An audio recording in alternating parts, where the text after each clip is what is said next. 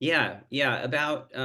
About 15 years ago, or maybe a little more, I went to grad school to be a psychotherapist, and then astrology was integrated in my practice the whole way through. So, when I was working with people, I would always have their birth information available and have their chart along the way, and Right. the way that I always have looked at that is it was like the chart is almost like this wise elder who's also in the room with your therapist and the client.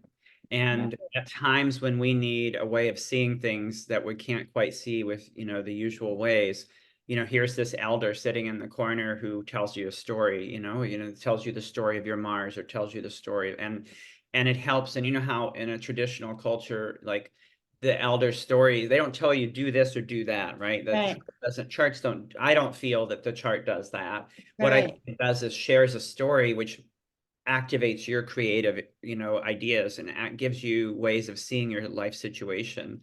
So astrology has been in the room with me with clients the whole way through. And it's just such a natural complement to that kind of work, especially when you want to go to deeper material.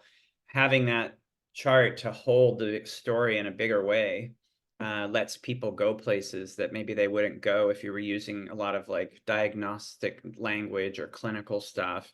It's not that Right. things are bad, but a lot Mm. of times they're boxes, and we're kind of encouraging people to get bigger views because we're such complex creatures. Of course, right? And the Uranian part of you is like, we've got to go out of the box. Yeah, it's Be in it's this box.